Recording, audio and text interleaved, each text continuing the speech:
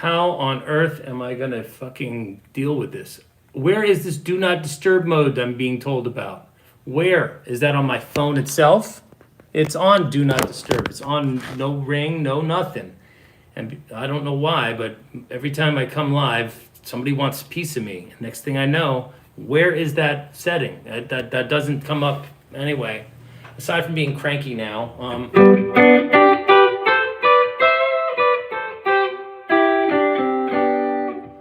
right. Anyway, the other thing I'm doing nowadays is I'm experimenting with a slightly darker sound. I've just kind of grown a little weathered by the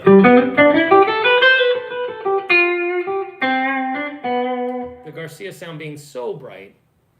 So I've been slowly easing back on the trebles and scooching up my mid-range a little bit and trying to thicken up my sound. I keep hearing it live and I get a little grumpy about that too.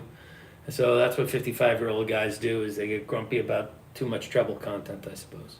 So I suppose anybody there still? Did anybody rejoin? I'm so sorry about the interruption, gentlemen. That said, I do have to actually reconfigure that dentist appointment. So yeah, I've been doing this a little bit meatier sound.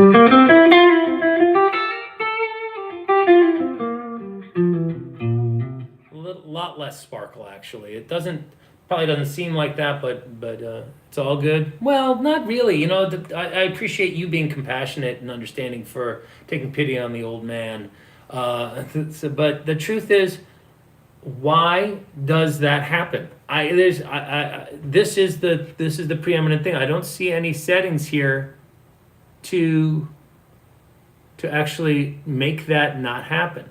And I don't know how to prevent that in the past, and it happens all the time, and I'm pissy about it. And sometimes it reverts back. Sometimes I just send it to voicemail. It doesn't create an issue. So anyway, so let's not dwell on my technical ineptitude.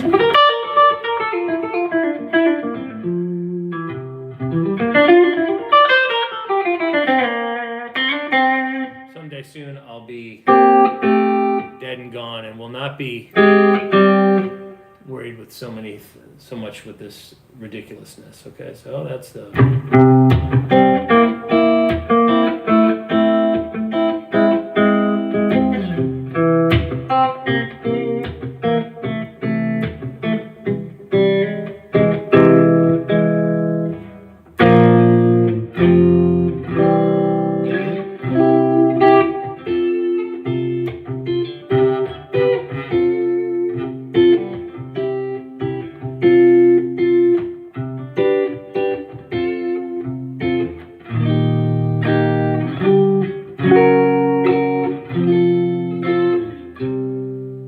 Dear Prudence, isn't that what that is?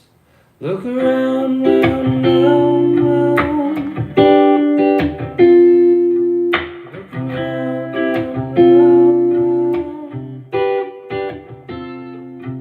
Look around, round, round, round.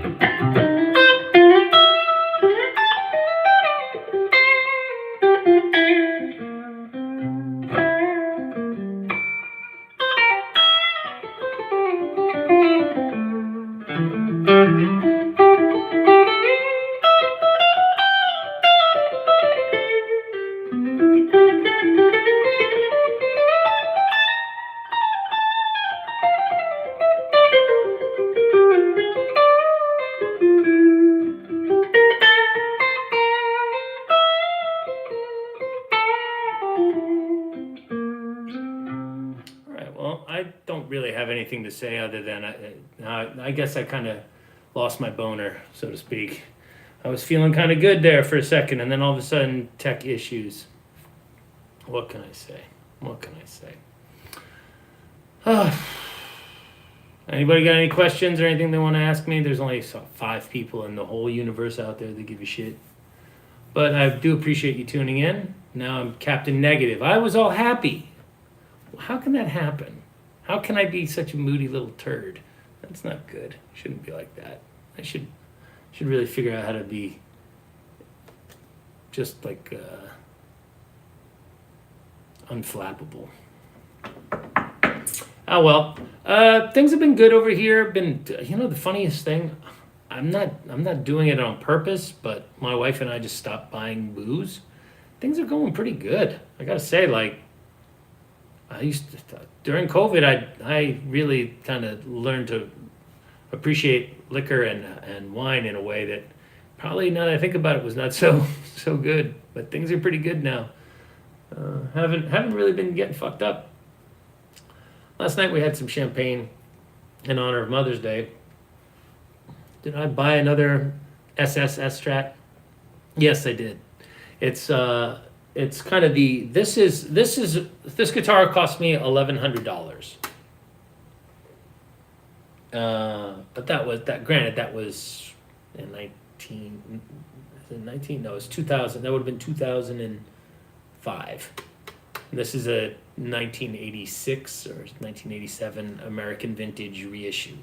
So I just bought another American Vintage reissue, but this is like a more recent one because, and it was $1,400 delivered or something like that. And I'll get it and I'll use it as a platform, much like I probably did here, where I'll probably swap out the pickups because I like this set of pickups quite a bit. And depending on, the truth is these were jumbo frets. When I got the guitar, I had jumbo frets installed. But that was 20 years ago, and they've never been changed, and they've been maintained and ground down and filed and dealt with and recrowned a bunch. So I'm curious what they actually are in today's dimensions, not what they were when they started their lives. Because I bet you they're pretty close to just like a medium jumbo now. Because I've got some other guitars that are newer that I've had refretted, and the frets definitely feel like much more substantial. Like this Telly. This Telly is so awesome. I love this guitar. Anyway, it has this great worn back of the neck. It's like really beautiful. I don't know if you can see, but like the wood, the lacquer is up here, but the wood is stained to kind of match it. But it feels so good. And then these frets are brand new from, I don't know, maybe a year or two, maybe a year old. And this guitar weighs 6.2 pounds or something crazy like that. Just a Mexican Telly. So it's like such a great sounding instrument. And so I guess I'm a Fender boy at heart.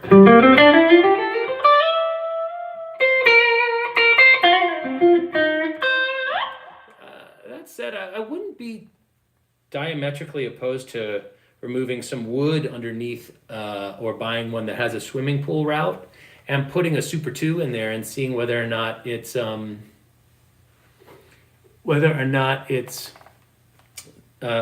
beneficial to, like, whether or not I like the sound of the Super 2.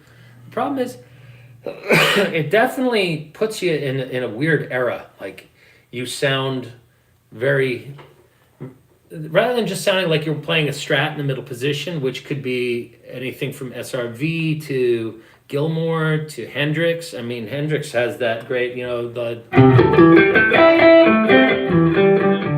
kind of, that kind of middle pickup sound all the time. It sounds great. Putting that super distortion or Super 2 in there in the middle, while it might help pinpoint like a late 80s vibe for the Garcia effects, it's never really been my trip. I've always preferred the other eras of music that he made.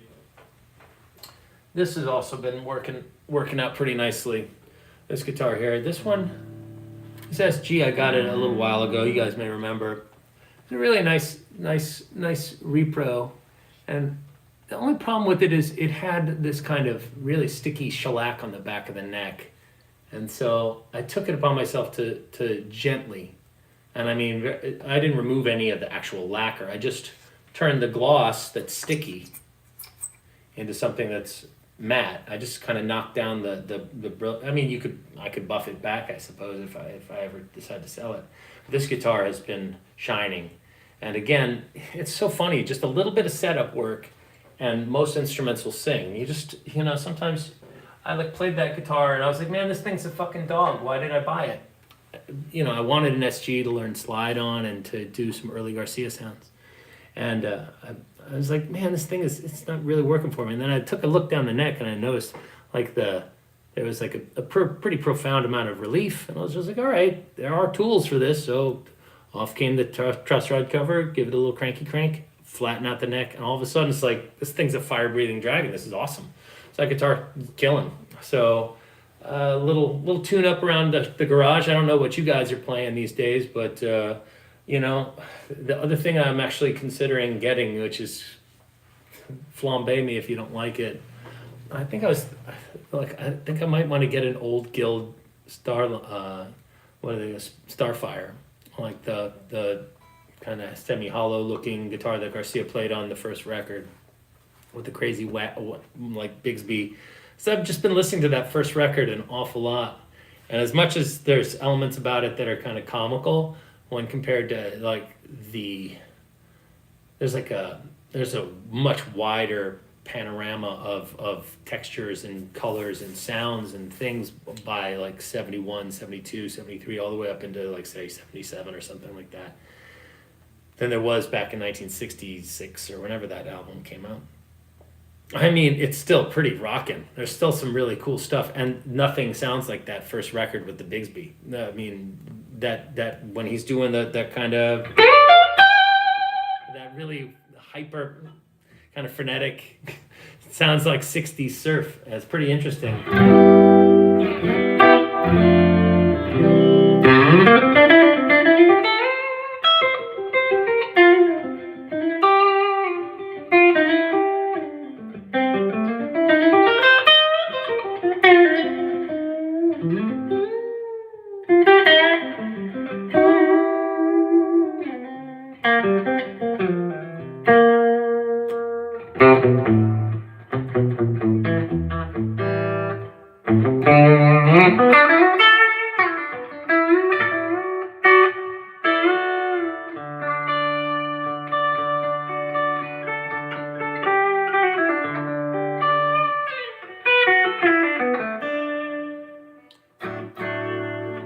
Sorry I wasted everybody's time by being a wise guy before, but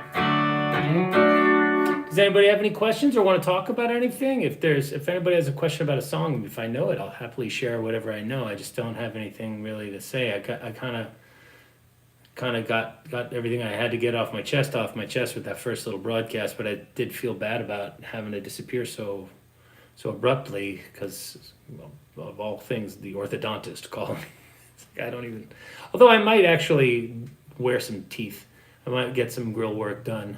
I've got this kind of tooth that's getting crowded out. My son just got his braces off, and it turns out that we're entitled to some pretty sizable rebate that would entitle us to basically have another family member go and get braces, and everybody else has already had braces, save for myself. Now, the truth is, I always thought I had pretty good teeth, but how can I practice soloing over chord changes like in Scarlet Begonias? All right, Michael, the trick to Scarlet Begonias is that it's three approaches, okay? I'm happy to pivot off of talking about my impending dental work. All right, let's look at Scarlet, okay? That's a good one. Okay. First thing you're going to want to do is you're going to want to learn how to do the Sup, ever attended a Dead concert? Of course. Yeah. I mean, I saw my first show when I was 10 in 1980. That puts me at 55. So, yeah, been to a bunch. There's some great stories about just kind of surviving through some of the camping issues, staying in the car, fucked up, still with the girlfriend in the car, and kind of being a little. I mean, I was kind of a well-to-do kid, doing naughty things from time to time, pretty consistently, and had a good time with my friends going to the shows, but occasionally you knew you weren't in any shape to kind of try to muscle your way through a crowd from, say, Foxborough all the way back to Newport, Rhode Island, where I lived for a couple of summers. And so I saw those shows out in Foxborough in 87, 88, and 89, I suppose. Or no, it would have been 87 and 88. I think I saw Dylan and the Dead there. And each time, took a lot of acid and had a lot of fun. Though the crowds were starting to get kind of hairy, to be honest. They were kind of nutty. A lot different than they were in like 1984, when things were, they were still big crowds, but it was kind of hush hush. And then Touch of Grey happened, and I remember listening to Touch of Grey on bootlegs for years, and then finally the album came out and the video and all that stuff. And granted, I was away at boarding school, and so we didn't really see what was happening because we didn't have cable at the dorm. But we could tell that all of a sudden there were more and more people who, up until that point, didn't necessarily identify as being fluent within the Grateful Dead catalog, liking Grateful Dead music, which was fine. It wasn't that big a deal, but it started to get crazy. So I remember I was up at Saratoga Springs and saw the shows up there, a couple, and it was wonderful. And at the same time, it could get kind of scary because there were people that were obviously way too high, and they had taken to the life of being like in the parking lot and all that stuff a little too seriously. And if you ask me, like they weren't kind and high. They were kind of rowdy and high and angry and kind of, I don't know whether or not, they probably looked at me because I've always looked like, either like this or I used to wear like long hair. But maybe I was just too clean cut. But I always would go to shows with friends and girlfriends and stay over in our car. I would usually try to sleep in my car because it was too far to drive after what we had gone through psychically, in terms of psychedelics and stuff. Plus, also the getting out of there was always a nightmare too. It's like, why deal with that when you're in that state? It was not cool. So yeah, basically just try to keep to yourself a little bit. I was young, don't forget, I was only 16 or 17, 18. And then moved to California, saw the Dead a bunch there, saw them with Little Feat up in Oregon, a bunch of shows in the Los Angeles area, and had a great time. Obviously, had a blast. But I'm talking maybe 15 shows or something like that. Not that many, because pretty soon it was like not that big a deal, and Garcia was gone in 95, so by then I was probably playing more metal and grungy stuff and living in Los Angeles. So let's talk a little bit about how to solo over Scarlet. All right, sorry. So sidebar done. All right, so let's get a clean sound here. And we'll do the whole progression. 1, 2. We'll push that. 2.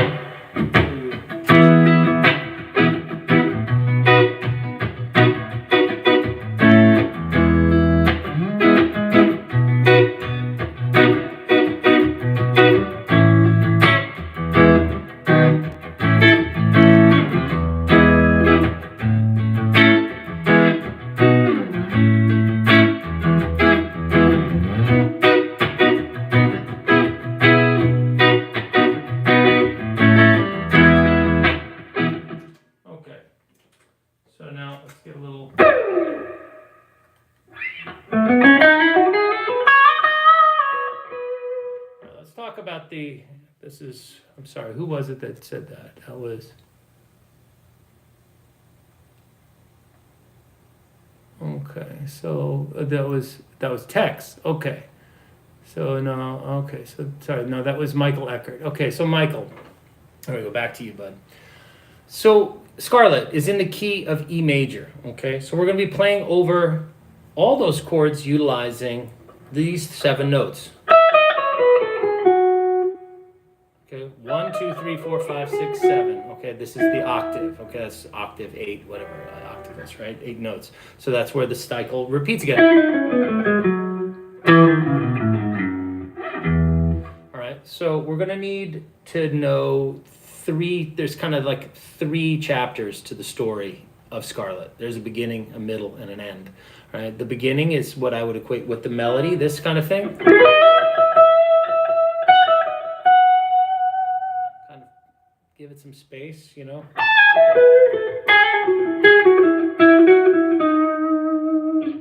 Usually it's just 2 or 3 phrases, nothing too major, okay? Then over top of the A, E, B part, that's the part where everybody drives their car into the ditch, all right? And so there's only one real way I've found to kind of prevent that from happening, and I try to advise students to kind of cop this energy, right? It's come up with 2 or 3 versions of successful pathways through that little maze, because it's hard to hear it coming, all right? So try walking up to the root of each of those chords. Oh, sorry, ba ba ba ba, ba ba boom boom. Like if you can change there, right, and then fill out the A chord, right, and then go to the E chord, to the B chord, right. So that's up to the A. That's still just the third of the A chord. Then the E chord. Yeah, well, B mixolydian is the 5th mode of E. Okay, so there's no key of B mixolydian. You're playing the 5th mode of E major. Okay, which is the scale of B mixolydian. You could say you could play out of the B mixolydian scale. That said, you're much better served by thinking about things as being, well, guitar players, whenever the harmony is playing a B chord, you're thinking B mixolydian. Whenever you're hearing an A chord, it's A-lydian. Whenever you're hearing an E chord, it's going to be E major, okay? So what you really want to do is not think about one scale that kind of addresses all of them, even though that's true, but that would be like the same way of a good parallel would be saying every word ever written in the English language is comprised of the 26 letters of the alphabet. So it's in the key of the alphabet. Don't worry about it. What? That doesn't help me. You need structure. You actually need structure. You need words. You can't just say, you want to understand my ideas on this subject matter? A, B, C, D, E, F, G, H, I, J, K, L, M, N, O, P, all the way up to Z. You can't do that to somebody. That's gibberish. And similarly, just playing the B mixolydian scale over top of this, there's going to be some moments where coincidentally you're hitting correct notes, but that is not an informed or advisable way of approaching this. You want to think about it in terms of triads and arpeggios of the chord that you're playing over at that moment. And that's the hard part. That is hard. Don't get me wrong.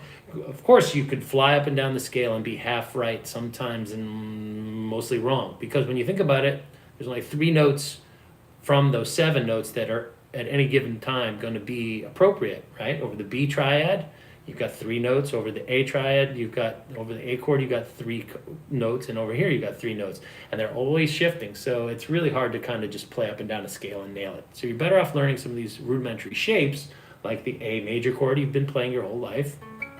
Just come up. And then this E chord here,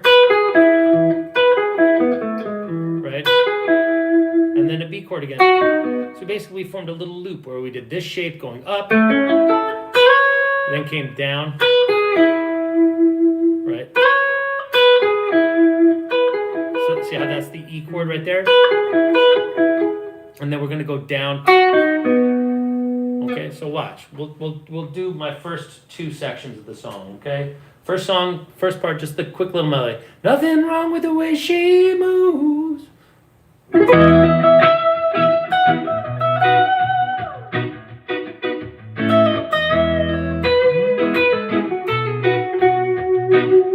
here.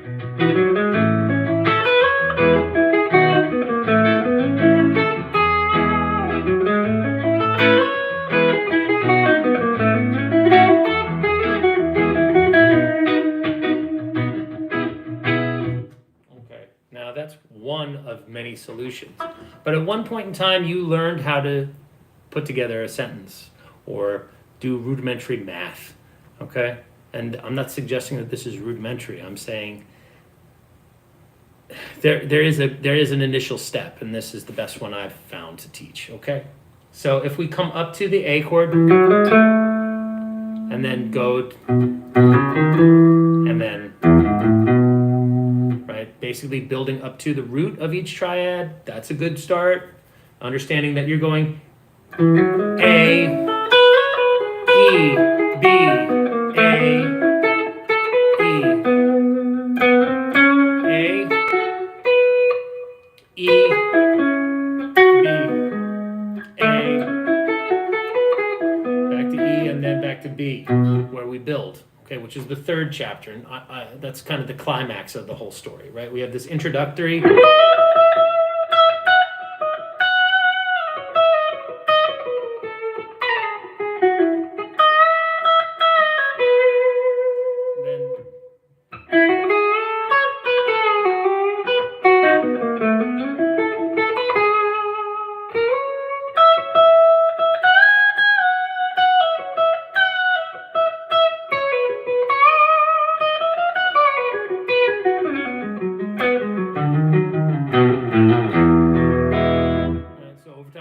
We get to just basically riff out over that B dominant sound.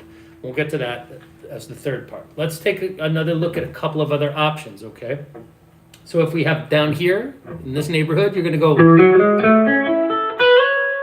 then E, then back down to A, and come up to an A shape, to an E chord, right? Then come up here. So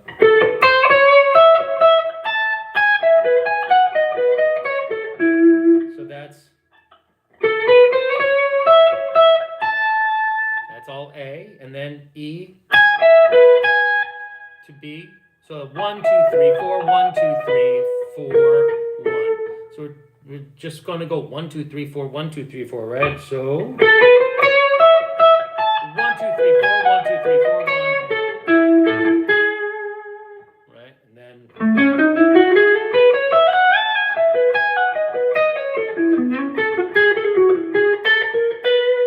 build it back up to the B, and then we can do one of these build things that Garcia like to do. A lot of these. Okay,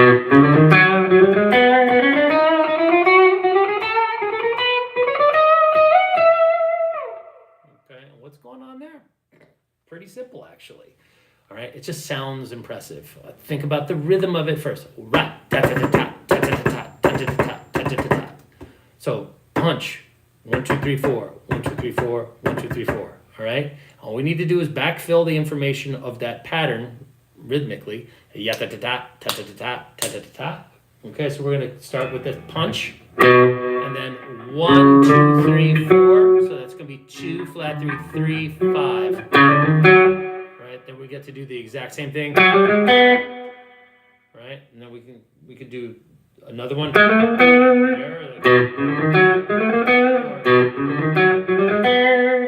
so we could do approaching up to the root, or going off of the 5 through the 6 chromatically. All right, that's just what I did. Then I went. So I skipped that C note in that next group before. It sounds better to me than going. But you'll notice that at the top of every one of those groups of 4, that last note is one of the chord tones over the B jam that we're doing. B, 5th of the B, root of the B, 3rd of the B, 5th of the B, flat 7th of the B. Start from the 6th and walk up again to the root. Go to the root again, skip that flat 2nd and come up to the 3rd, and then come back to that. Okay, so that's that whole run that I just did there. So.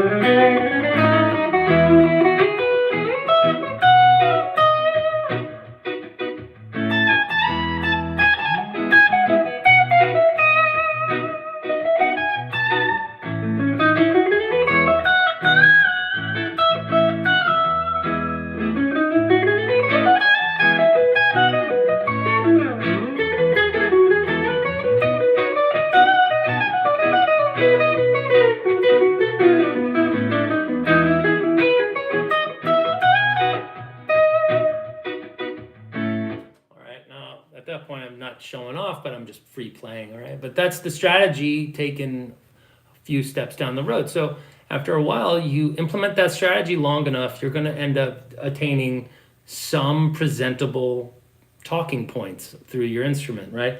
You've got to learn to polish your stuff up to being presentation grade, all right? You can't expect to wing it yet. You have to come through this like preparatory stage, especially late in life, okay? You're too old, you're probably too old to buy green bananas over and over and over again and expect to see any kind of real return on that investment. I think you're better off corralling your energy into a very finite, I'm going to try to play this over and over and over again, and buff it up to a mirror shine, and then look at it and go, oh, that's good work. How do I do that elsewhere? And if you do that in 3 or 4 places on the neck, pretty soon those ideas will start to kind of commingle, all right? And next thing you know, you've got an expanded vocabulary and a better understanding rhythmically of what groups are going to work and what sounds are going to work and what ideas you can get away with during the certain sections. And the more you kind of paint each of those 3 sections with their own brush, as far as what are my goals, aesthetically, what am I looking to do here?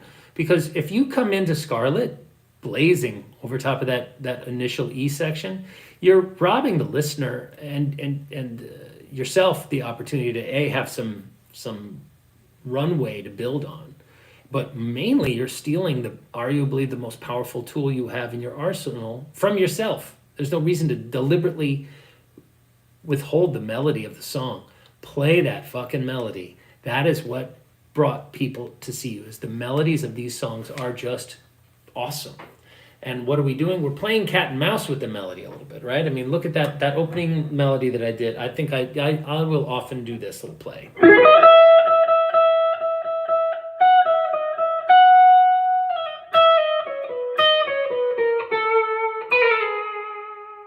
Okay, so that's me playing from the E chord, A. That note right there is in the B chord. That's the B chord's 5th, and then I'll pull back and do a little lick in B.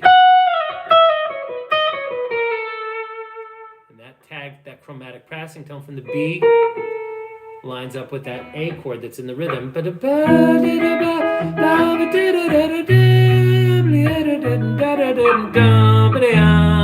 Right, so that's that melody.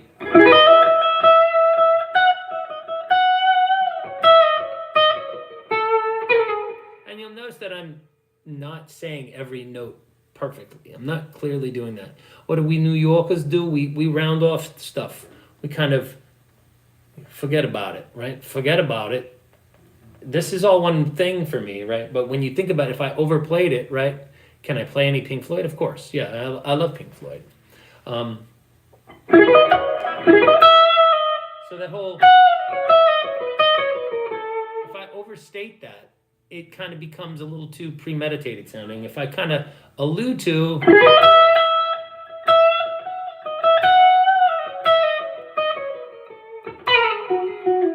a little bit more, I don't know, kind of more chill.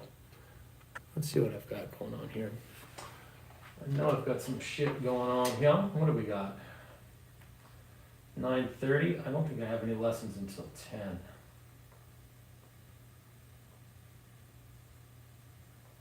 No, I'm actually free till 11. So this is nice because it gives me a chance to make up for past harms. All right. So does that... I'm sorry, I forgot your name. It was Mike Eckert, I believe. Yeah. Did that work for you? Is that just me saying do what I do and not really showing you what I do? Because if you want to know exactly what I do, there's a pretty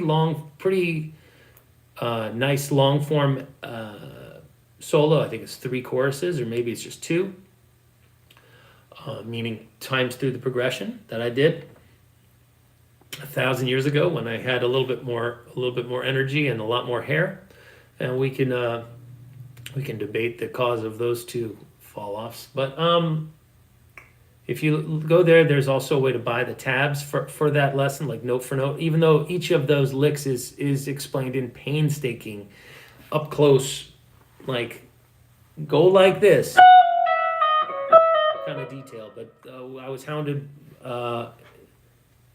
by people for tabs, so I made tabs for like the 20 most popular lessons on my page. So that is out there too for you for purchase, which is how you could help support me. It's definitely helped me out a lot understanding, but I'll probably have to come back to this. And well, yeah, the licks themselves are to some degree designed in the moment, all right, and we want to vet them. We want to test whether or not they actually will sustain and serve the song, right? But then what we need to do is figure out a way to do that in other neighborhoods, right? So we can't just go every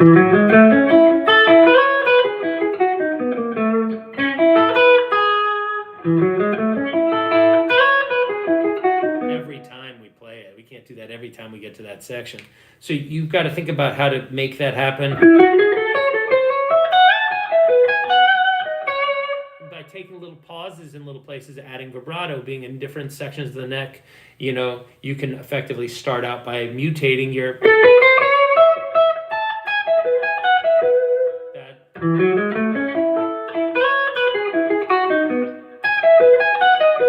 I mean, those are the same. That's the same idea, just transplanted. So if this, then that. If any E arpeggio, right, or right, so anything like that can work. All right, it's just whether or not you drill it into your fingers enough times till it becomes kind of readily accessible. You need muscle memory, okay? It can't just be, oh, I know I do an E arpeggio. You have to practice a shit ton of E arpeggios and B arpeggios and A arpeggios, and you get that feel together. Now, where do those arpeggios come from? They come from the scale, right? So you have to know your scale. That's kind of like you do have to know the alphabet before you can form words. But we don't talk in letters, we talk in words. So start thinking about it like that musically as well, okay? So let's see if we had any other questions that didn't involve me. Can I play any Pink Floyd? Yes, but I'm not going to do that here. A key change with every chord. It's not a key change so much as that we're thinking of the chord rather than the scale. Right? The idea of thinking of the scale is a recipe for disaster because there's 7 notes in the scale and 3 notes in the chord.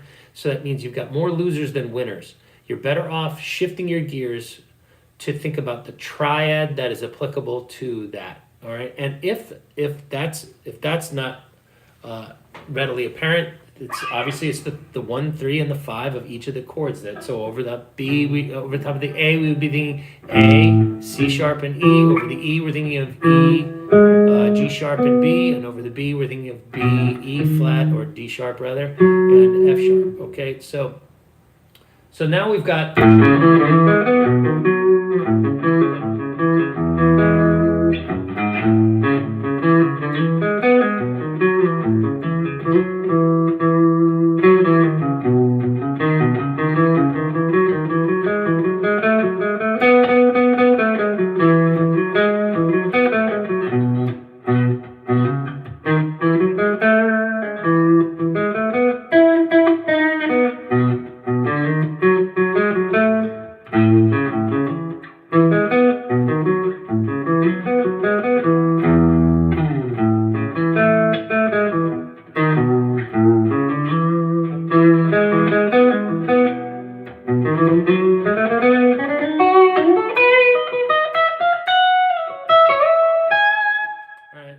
Break out of that, I'm only thinking of the triads to seeing them in other spots. So then.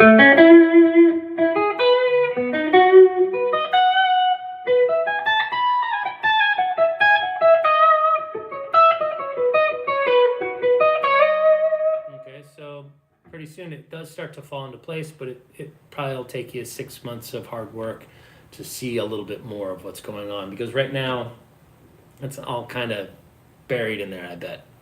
All right, it's hard to see the way the guitar works. Rock. Okay, I do like rock music. That said, I guess I'm getting to be kind of into some of the smoother sounds. I'm hearing some smooth stuff and kind of appreciating that too. So I found myself really appreciating a Christopher Cross record this weekend. It was nice hearing Sailing. I gotta say, made my it may have shrunk my balls, but it made my butthole loosen up a little bit. It just wasn't quite as uptight. I felt very chill. It was kind of like the auditory equivalent of a glass of good whiskey or wine. It just kind of relaxed me.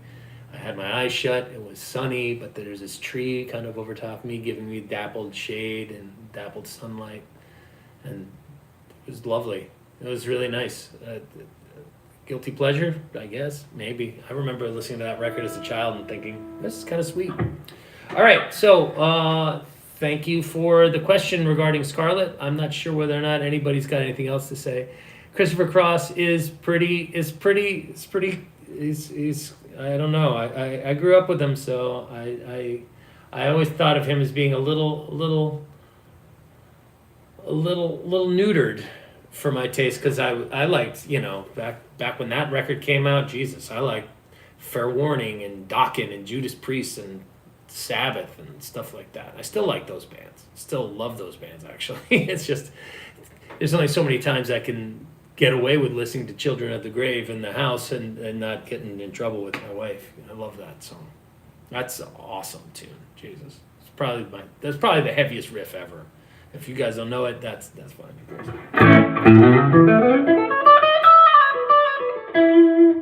All right.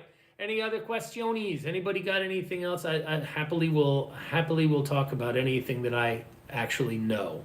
The only thing I won't do is speculate as to how to do something, because I've done that in the past and I feel stupid now because I look back and I'm like, oh, that was not correct. I shouldn't have said that.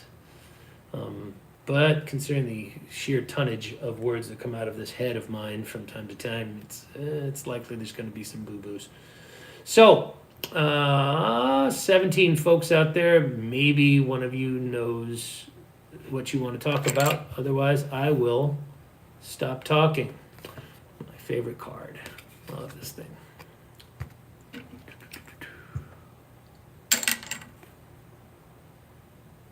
Nothing? All right, that's cool. I'll go upstairs, make some oatmeal, and get ready for my 11 o'clock and take some time.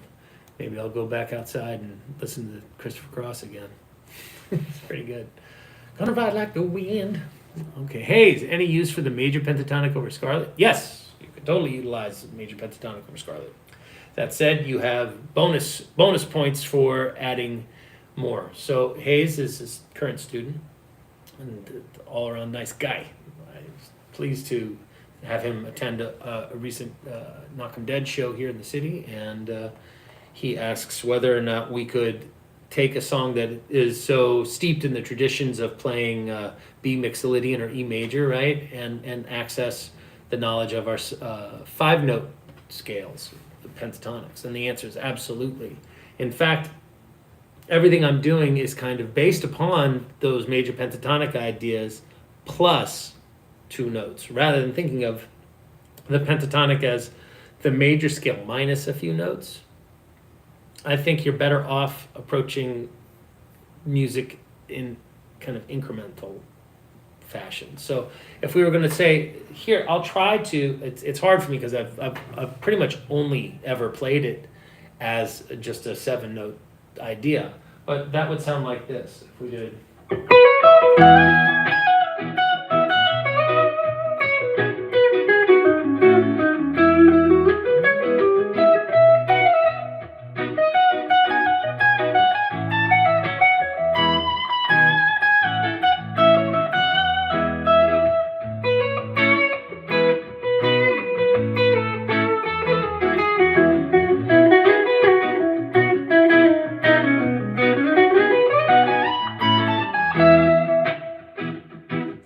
Exception of that last A where I went everything in there was major pentatonic. All right, now we can then start to add in some chromaticism and add those flat 3s into those major pentatonic sounds, and that will give us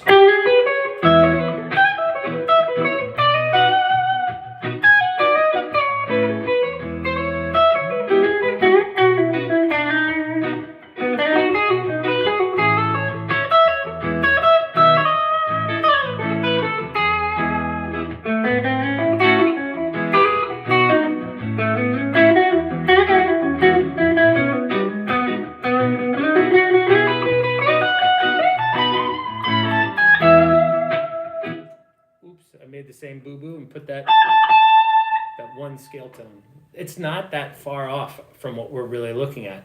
It's just more like, I'm just thinking about that as being like, I have access to a few more tools. That's really all I want to outline. It's just, the tools of those extra 2 notes just provide me with a little bit more specificity.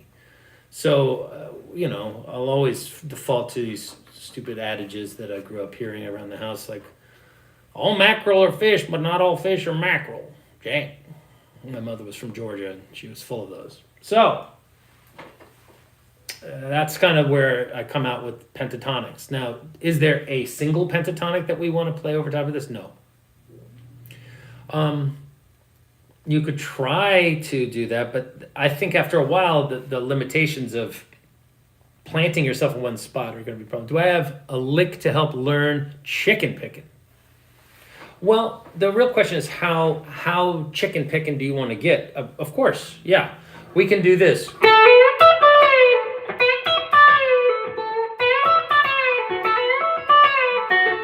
right, it's like a little, or we could do just a little.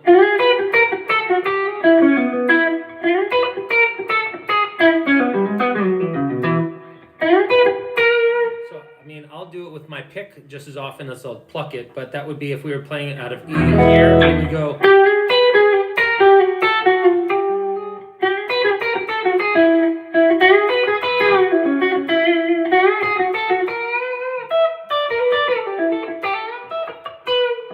So you want to get one of those kind of.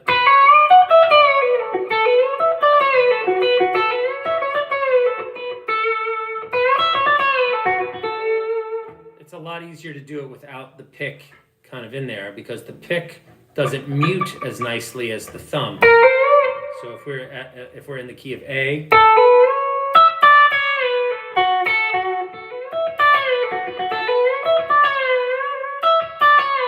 I'm bending up to the 3rd over this A chord,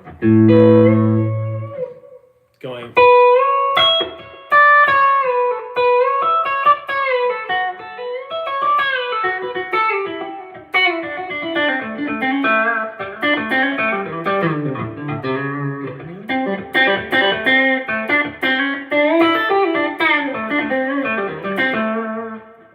So it's a lot of that plucking with the.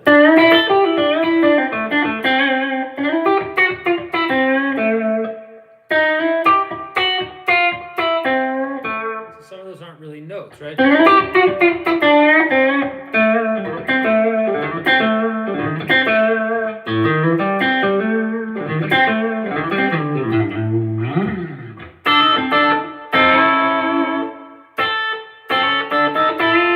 is that?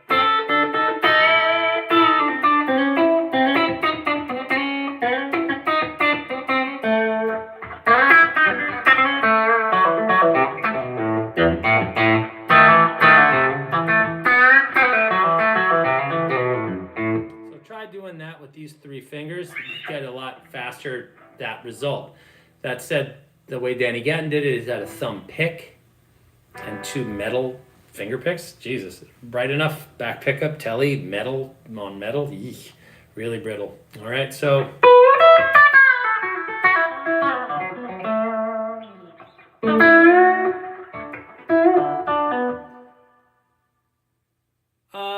No, I wouldn't necessarily see it as rest strokes. No, I mean, they're like deliberately dead strokes. You're going to go, like, if I do this, let's say I'm in the key of G, and I go, right?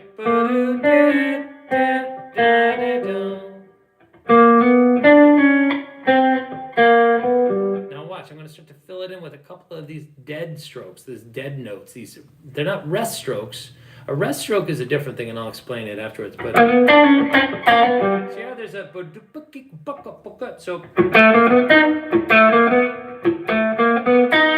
sorry.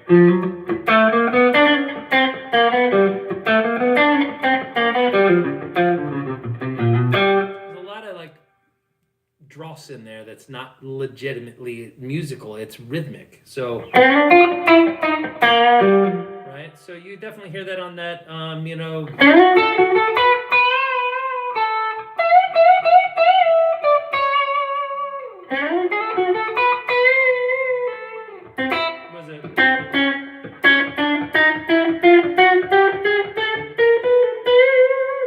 some Led Zeppelin solo that I learned when I was like 6 or something ridiculous.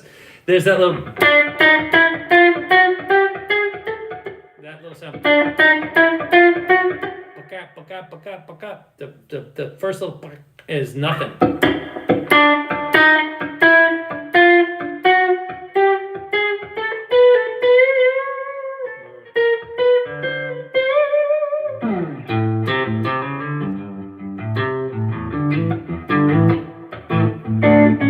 Okay, so there's that.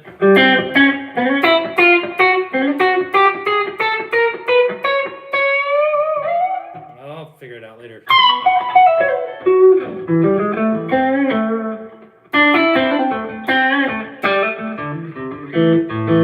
right, so that's how I think about it, is like these dead. So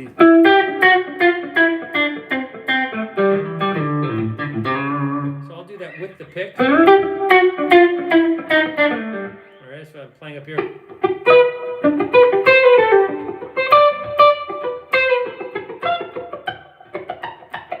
A lot of those little pick strokes. Gives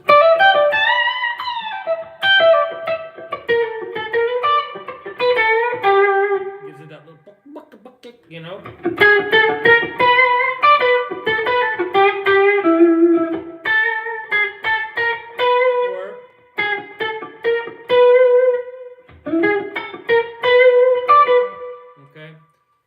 Yeah, the Mama Tried lesson probably has some of those in there too. There's that one little lick where he goes, or is it, maybe it's,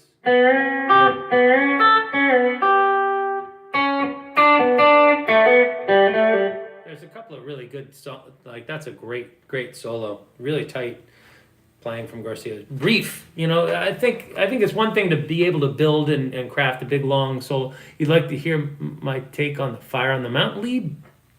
I mean, it's pretty available out there. You can find there's a soloing strategies long form video. It's like 20 minutes of me going through all that, sharing all the ideas that I use over that. I don't really look, and Fire on the Mountain's cool, don't get me wrong. But we can talk about a couple of the ideas that are available on Fire on the Mountain. If we come back here a ways. So if we do that,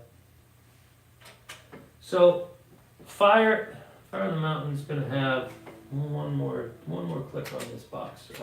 There we go. So if we're here, the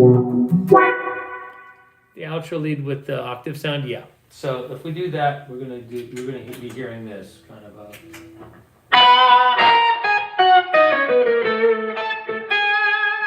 Okay. So let's just set up the lead. We'll set up the loop. 1, 2, 3.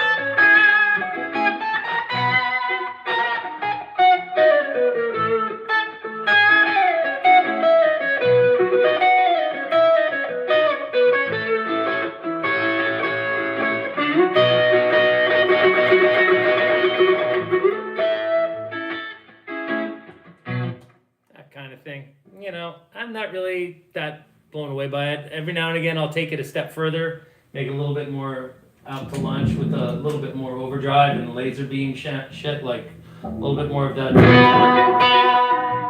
It's a little bit more gained up.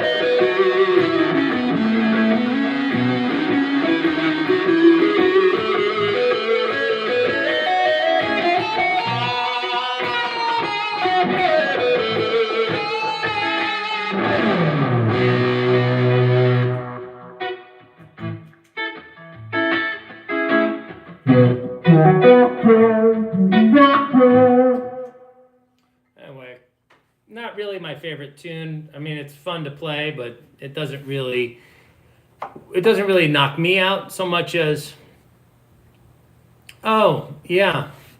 So you want to learn the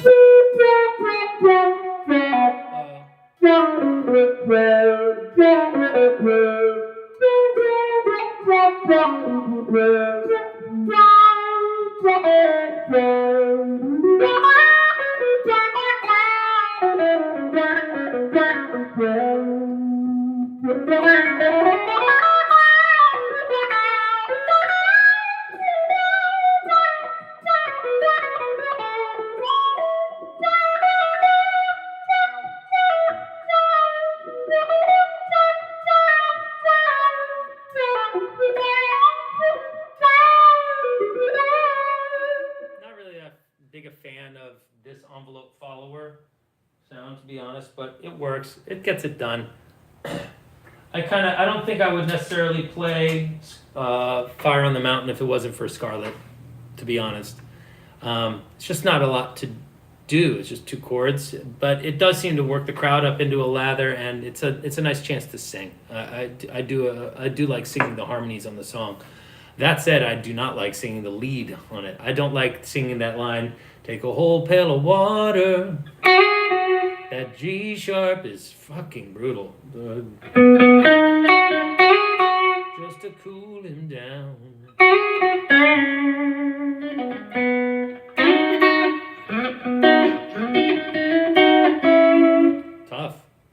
Tough to sing that, take a whole pail of water. That is hard. But anyway, so that's, what do we got here? What is this? Oh,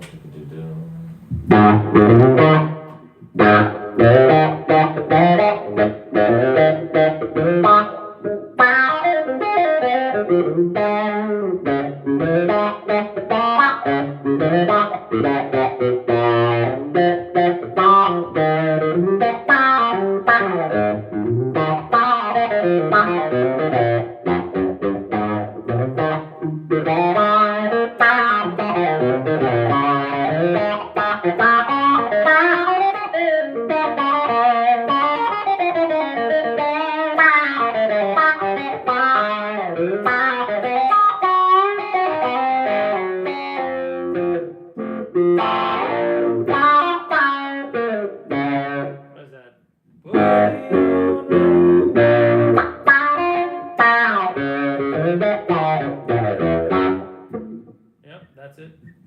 So, boogie on what is wrong with you? Boogie on.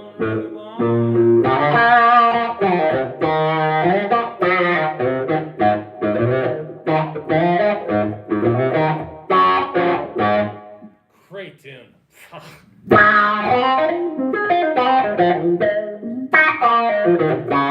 I have this on a much snarkier kind of envelope follower here. This has nothing to do with the Garcia sound. This is more like that. Kind of like a mini Moog kind of.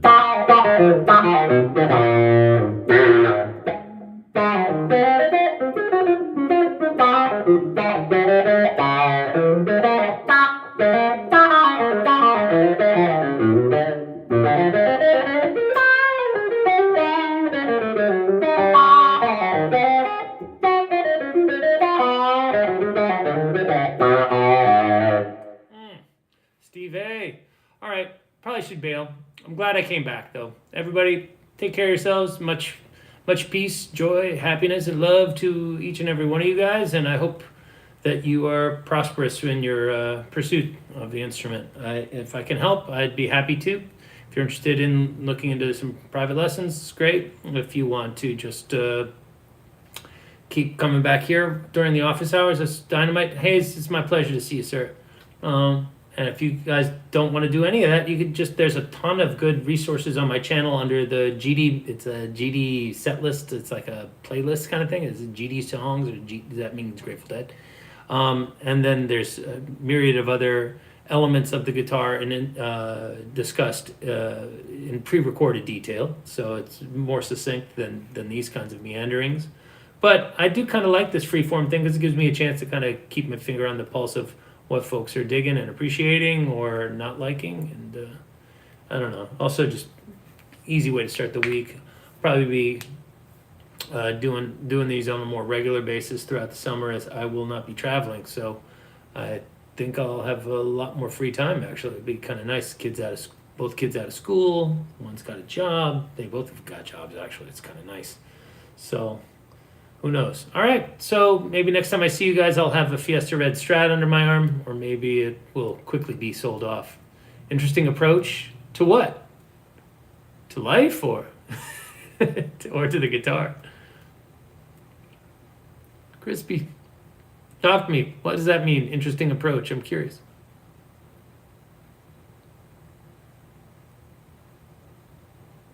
Hello. Well, hopefully you're typing. The Boogie on Reggae Woman thing, maybe? It's kind of mean sounding, but I like it. 2-1-2 arpeggios that might work in this context. That technique, I want to use it to connect different positions. 2-1-2 arpeggios? Absolutely. But not, when you say in this context, you mean over top of Boogie on Reggae Woman? Because I'm not using those there ever, really. I'm more thinking about like that's that A flat.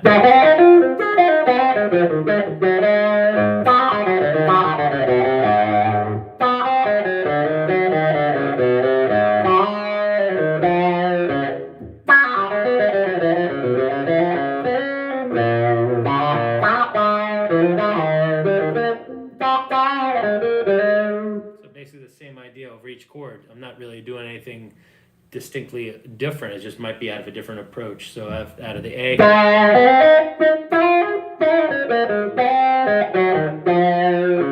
I'm under the 4 chord.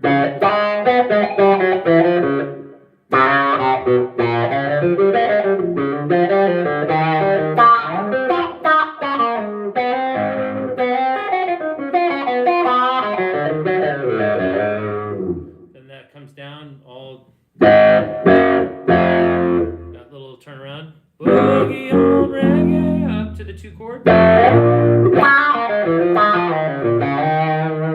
Oh, sorry, that's where it goes to up to there. Sorry, so boogie on reggae, woman, B flat, and now we got D flat. What is wrong with you? Then F sharp. Boogie on reggae.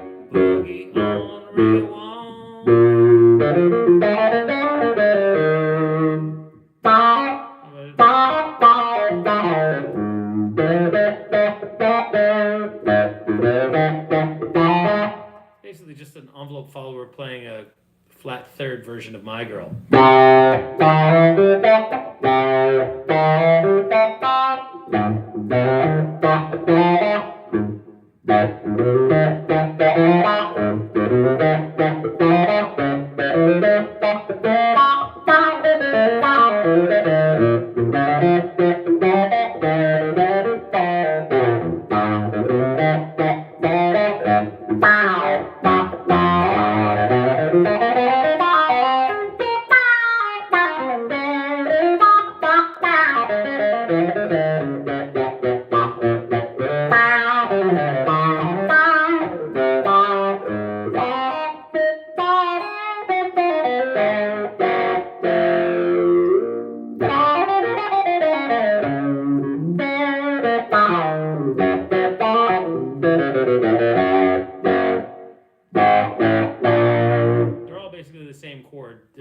treated with the same affectation.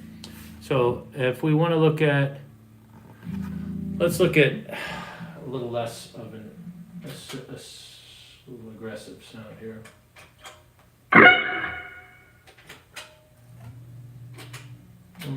That's going to be quite aggressive. Long direction. There we go. Boom. Okay. So 2-1-2 arpeggios. Chris asks for 2-1-2 arpeggios. The best way I can think of to practice them is to just do your modes. So if we, let's say we're going to look at our C major 7 chord. All right, so if we've got that here, any of you that don't understand what a 2-1-2 is yet, now's the time to learn. It's great. 2 notes on a string, then 1 note on a string. 2 notes on a string, then 1 note on a string. It's pretty simple. 2, 1, 2, 1, 2.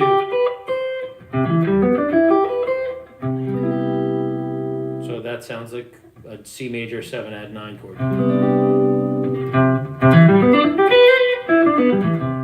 All right, so we should take that and learn it here. And we should take that and learn it here. So now we have 3 fingerings, okay? One that accommodates the need for a tighter voicing, like when we're further down here, like.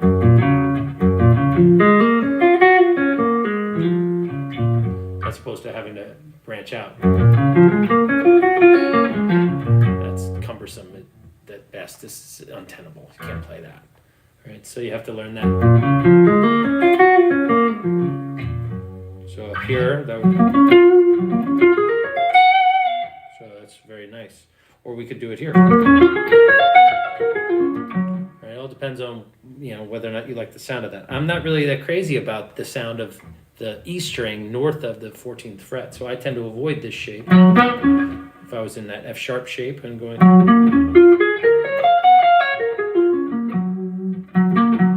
I'd prefer to be back here or here. Okay, so that's really important. That's the first step, is getting those major shapes together in 3 places with those, well, there's 2 places, but 3 fingerings, right? Then what you're going to want to do is figure out what the role of each of those notes is. 1, 3, 5, major 7, 9, 3, 5, major 7, root, right? So then if you can see that, then you could see how to make a dominant 7 chord, would be to flatten these major 7s here. So now we have a flat 7 and a 9. We could bring the 9 back and make it a little bit more conventional sounding. Or that's a better fingering, if you ask me, is using the middle finger on this root. All right, if we can do that, then we can flatten the 3rds and form a minor 7th chord. That we can flatten the 5th and form a diminished chord. Sorry.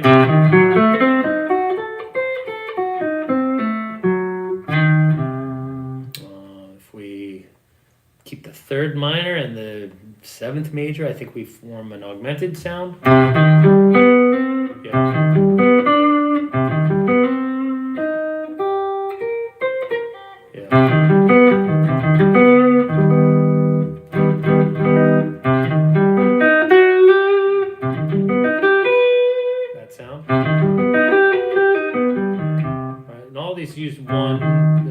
Use 2-1-2s, okay? That augmented one at the end is more of a sweep in the middle there. That's just 1, 1, 1, 1, 2, okay? So it doesn't really fall under the umbrella of that. Okay, so now we've got that sound. We've got those shapes, and then we should be able to then connect them up the scale. So if we know that the 1 chord in C major is a major 7, and the 4 chord is a major 7, then we should play those 2 positions, should get our major 7 shape. 2, 3, and 6 should all get minor 7 arpeggios.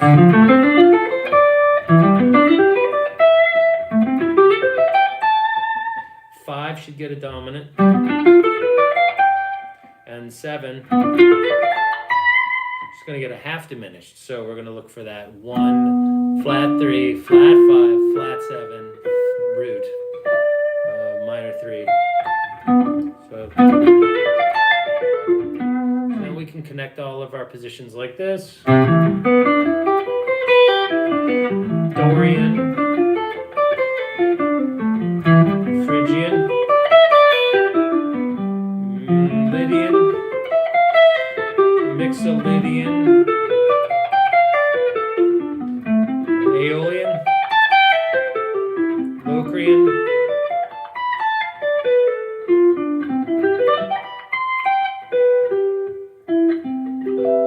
and back home. Okay, so those would be all of our chords. So if we were playing if we were wanting to say use Shakedown Street as an example.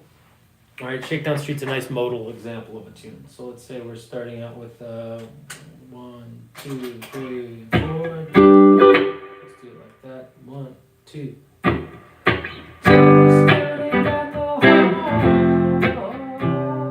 What is that? That's gonna be that. There it is. 1, 2.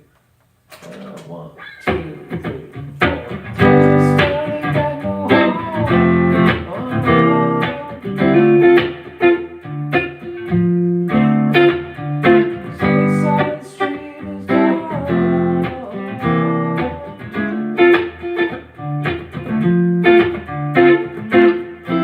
F Lydian. That's E. What is that? Phrygian. Back to the Lydian. And now we're going down to Dorian. Up to G Mixolydian.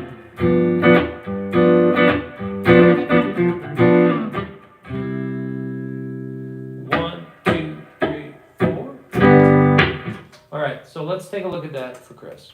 Okay, so it starts on that G Mixolydian sound.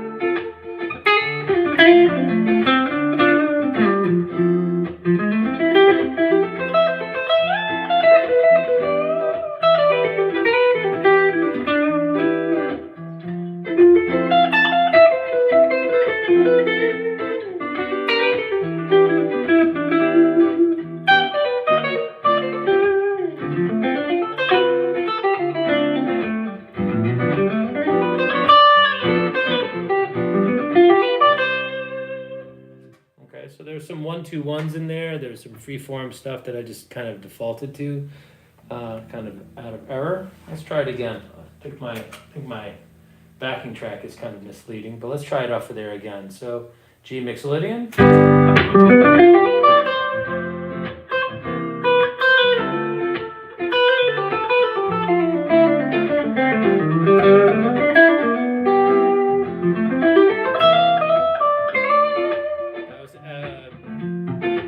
Let's come up here again.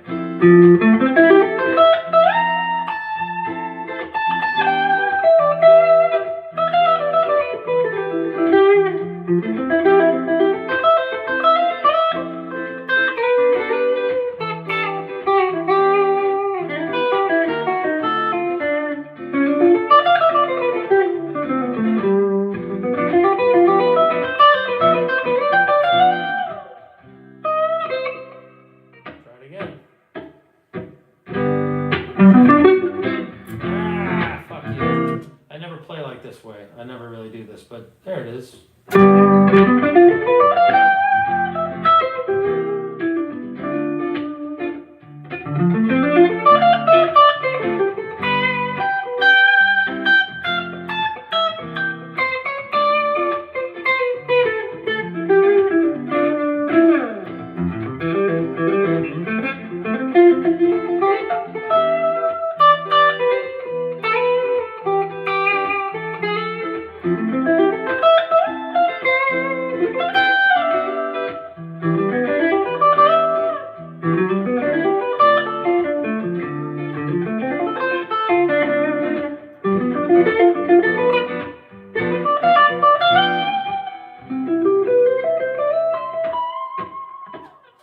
So that's a good way of over practicing that, I guess, but it still is a reasonable thing.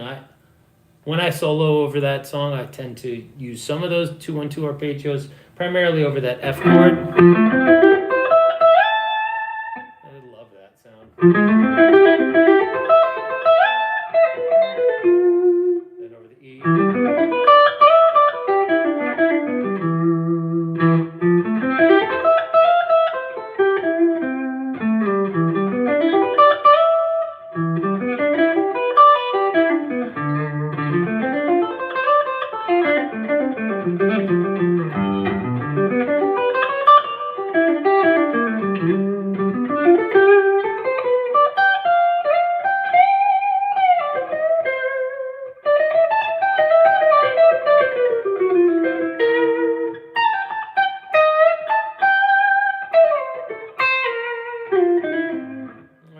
Pretty much sums up how 2-1-2 arpeggios work in a couple of minutes, but obviously minutes to learn, lifetime to master kind of thing.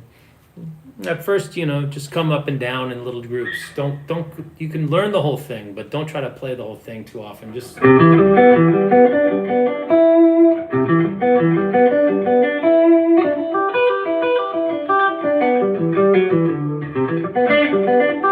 little chunks are smoother, I think.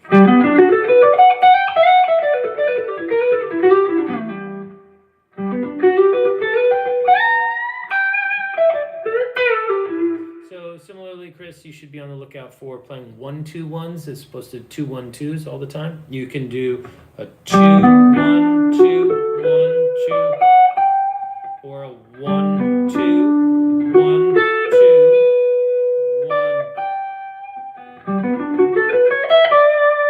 You come up with some interesting shapes that way too. Okay, so dominant would be like we could do, or we can hear.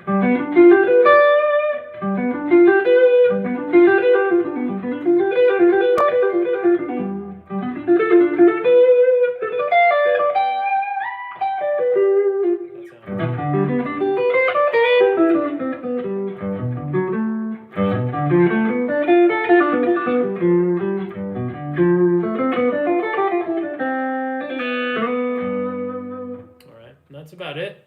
I'm going to take off. This was more than I bargained for, but I'm happy I came back. All right.